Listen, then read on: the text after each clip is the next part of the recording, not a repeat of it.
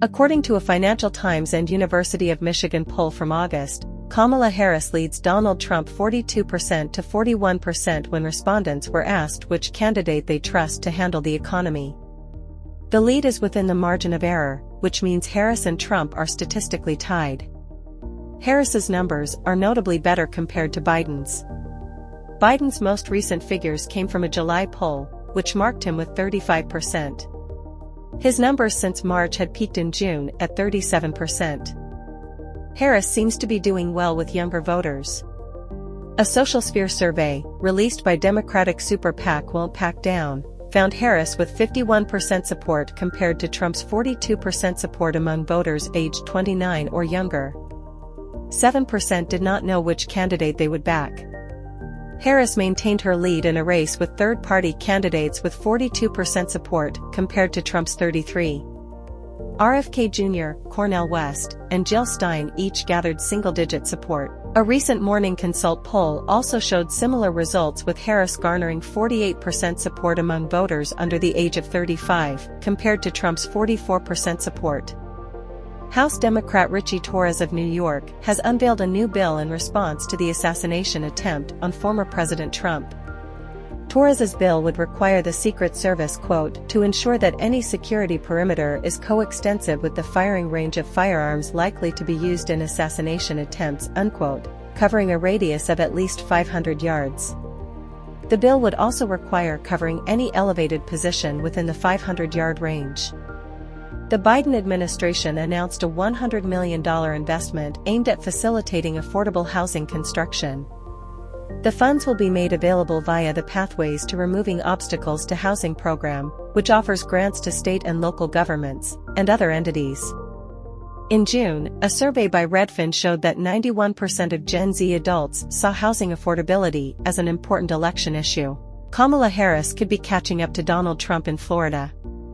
A USA Today, Suffolk University, and WSVN-TV poll found that Harris trailed Trump with 42% support compared to Trump's 47% support among likely Florida voters. The lead is just outside the margin of error. Among Florida independents, Harris led the former president with 41% support to 34%, with RFK Jr. taking 10%. According to the Real Clear Politics average in Florida, Trump leads by 6.3% with 48.8% support compared to Harris's 42.5%. Former Republican Arizona Governor Doug Ducey has come out and endorsed both Republican Senate candidate Kari Lake and former President Donald Trump in November, despite having a history of tension with both individuals. In 2022, when Lake was running for governor, Ducey endorsed Karen Taylor Robson, another GOP candidate, and rebutted Lake's claims of 2020 election fraud. In 2020, Trump repeatedly pressured Ducey to overturn the election results in Arizona. Secretary of State Antony Blinken approved about $20 billion in possible weapons sales to Israel.